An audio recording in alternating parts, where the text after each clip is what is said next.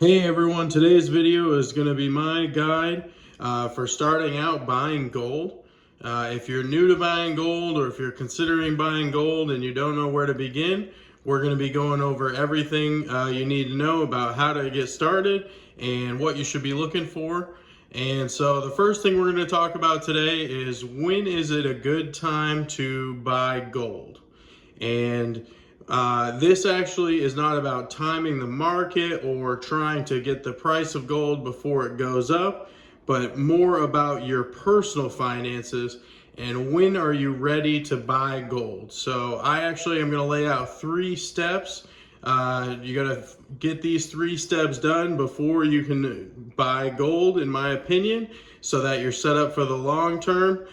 Step number 1 is managing your debt. And this is actually kind of a part A and a part B. The first part of it is to completely pay off any credit card loans you have or any high interest debt. And the reason for that is, let's say we're being optimistic and gold is going to go up 20% in the next 12 months, which, anything could happen. It could go more than that, but I think most people would agree, even people who like gold, that that's being really optimistic because gold is more of a long-term buy and hold. If you have credit card debt, that's going to be 22, 25, 29% APR.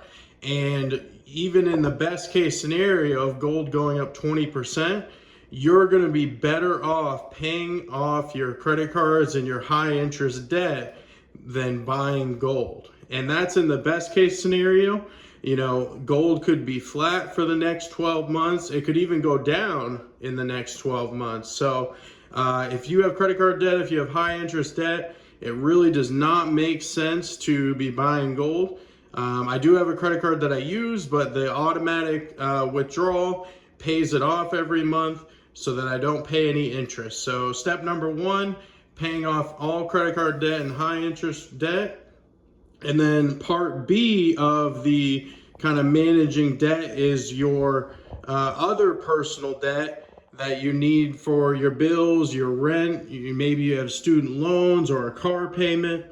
You need to get that debt down to a point where you have some margin and some cushion in your monthly budget. So, you take your car payment, either your mortgage or your rent, and maybe student loans, and you got to be able to pay all your bills relatively comfortably with some margin every month before you can consider buying gold. Step number 2 for getting ready to buy gold is to save up 3 to 4 months of expenses in a separate savings account, separate from your checking account that you pay your bills with. And the reason for that is, gold can go up or down. Plus, there's premiums on gold when you buy. And so you don't want to put yourself in a position where you buy gold and then something happens and you need to sell that gold in a short-term period. Buying gold is all about storing it for the long term. So step number 1, manage your debt. Step number 2, save up 3 to 4 monthly expenses in a savings account. And then step number 3 is to fit into your budget your retirement planning and your retirement contributions. So I don't give financial advice. This channel is not about financial advice. So there are probably lots of people who are smarter than me who know more about 401k and Roth IRA and what's better. But the important thing is before you start spending your budget on gold, you need to build in your retirement savings to your monthly budget. For me, I kind of like the 401k. 10% of my income just comes out of my check before I pay taxes, before I even get my paycheck. And so I don't have to think about it.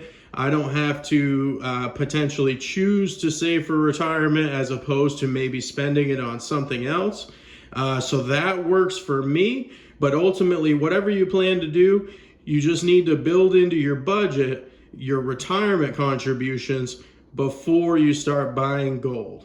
So Once you've got those three things done, once you've managed your debt, saved up your 3 to 4 months of expenses, and then built your retirement savings into your budget, now we can talk about using some of your leftover money to buy gold for the long term. And so let's talk a little bit about the different types of gold. On the right here, these are all 24 karat gold coins. That means that they are 99% gold. And on the left, we've got a 1/4 ounce and a 1/2 ounce American Gold Eagles. These coins are 22 karat gold, which means they are 92% gold with a little bit of copper and silver mixed in as well. However, the denominations, a 1/4 ounce and a 1/2 ounce, that doesn't stand for the total weight. That is the amount of gold that is in these coins. So a 1/4 ounce of 24 karat gold, which is what you see on the top here with the little elk thing there. And then this 1/4 ounce gold right here, they both contain a 1/4 ounce of gold. So, don't be afraid of 24 or 22 karat gold coins. At the end of the day, gold is gold, and coins are easily recognizable, especially these ones from the US Canadian Mint. Everybody knows how much gold is in them, so don't worry too much about 24 or 22 karat gold. Just get what you can and what's available in your area. The only other thing, these ones on the right, they do need to be more carefully sealed, whether it's a capsule or plastic. The ones on the left here, the 22 karat golds, those are a little bit more durable. I still do have this one in a capsule just because I had a capsule, but the 24 karat gold is a little less durable than the 22 karat gold, so you definitely want to make sure you're properly storing the 24 karat gold. And then let's talk about what are we going to buy once we have it in our budget to save and buy gold. Now, the reason that I'm into gold is because it has been a store of wealth and savings for over 5,000 years. Obviously, there is not much on this earth that is the same today as it was 5,000 years ago. One of the only consistent things is that gold is worth money and that gold is going up in value versus paper currencies and different currencies that have existed over time, whether it was barter and then now the fiat currency. And so that's why I'm buying gold, that's why I'm saving gold.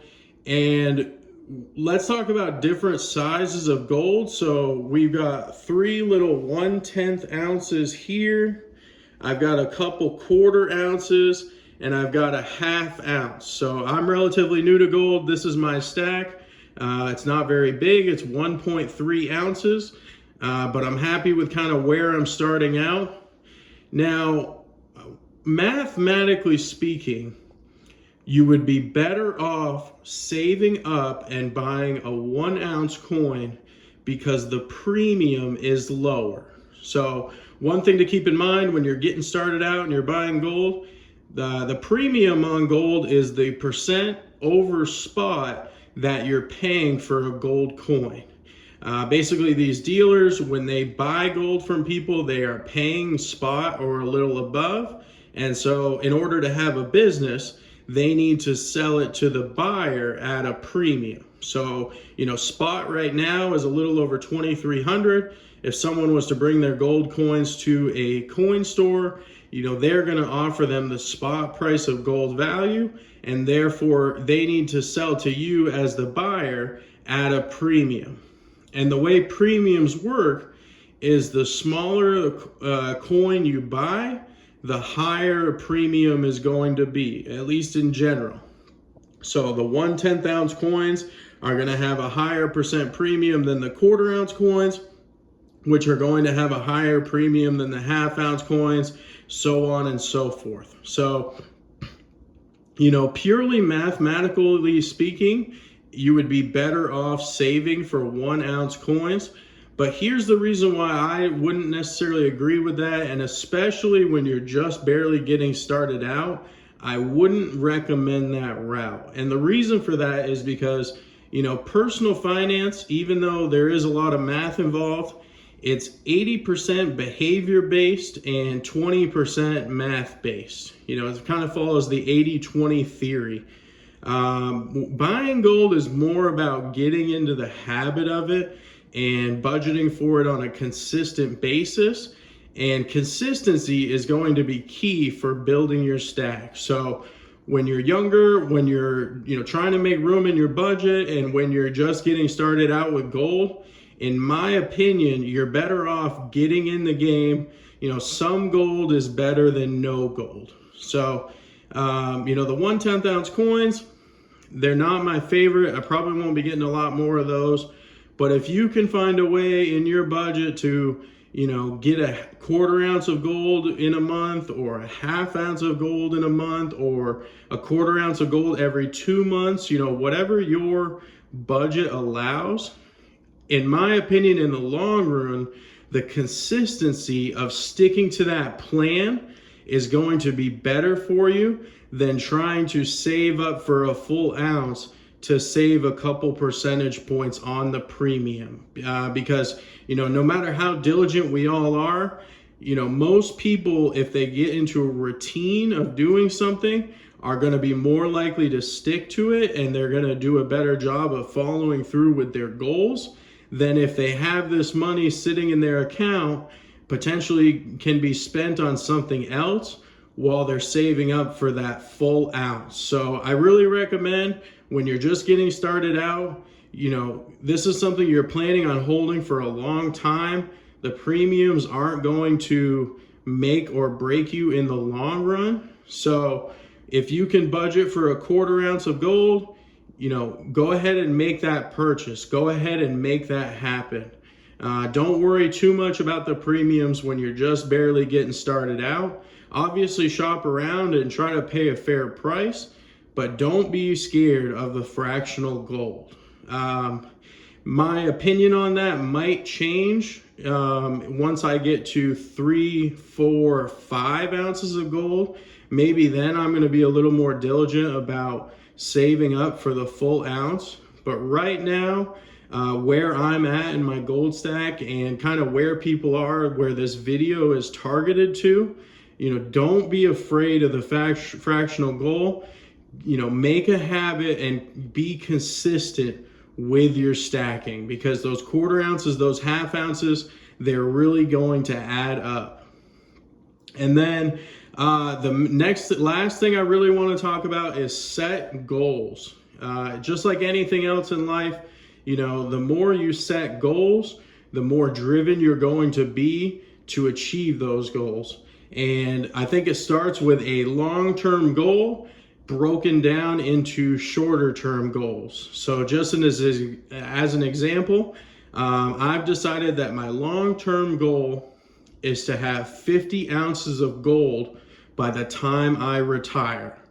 Now, obviously, I only have 1.3 ounces in front of you today, so 50 ounces might seem like a crazy number, but it's something that I'm really setting a real goal towards.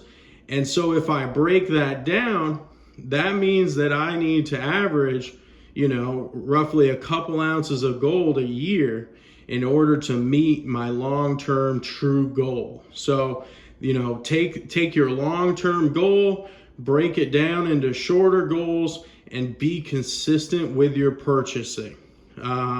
Don't try to time gold. Don't try to buy it at the perfect time and sell it at the perfect time. Dollar cost average your way in, and just make consistent purchases regardless of the price of gold, with the intention of holding it for a really long time. As far as how much gold should you have or how much gold should you want, I think in the beginning especially, but even just in general, it's kind of like Tom Brady. When Tom Brady was playing, they would say, "Hey, Tom, what's your favorite Super Bowl win? Which one of your Super Bowl rings is your favorite?" And when he was playing, he would say, "The next one." The next Super Bowl was his favorite. And so if you were to ask me, you were to say, "Hey, how much gold are you trying to buy? How much gold are you trying to get? I'm trying to get the next one. I'm trying to get the next ounce. And after I get that ounce, I'm trying to get the next ounce. So I think that's kind of the consistency and the persistence that you're looking for. Yeah, look around at your different local coin shops. I do buy silver as well, but gold is 100% my priority. Gold is what got me into stacking. Gold is what keeps me interested. Silver is just a supplement to that. For me personally, anyways, not everybody feels that way. But really, really set your goals and set up a target and do things on a monthly, yearly basis to make those goals happen. Thank you so much for watching. I hope you guys liked the video. If you haven't already, subscribe to the channel. We're talking about silver, we're talking about gold, and it's coming from the perspective not of someone who has tons of gold and tons of silver, but someone who's maybe kind of just getting started out just like you. And what can we do to build our stacks, and what's the good information to know when you're just getting started? So leave me a comment. Thanks for watching. Hope you have a good day.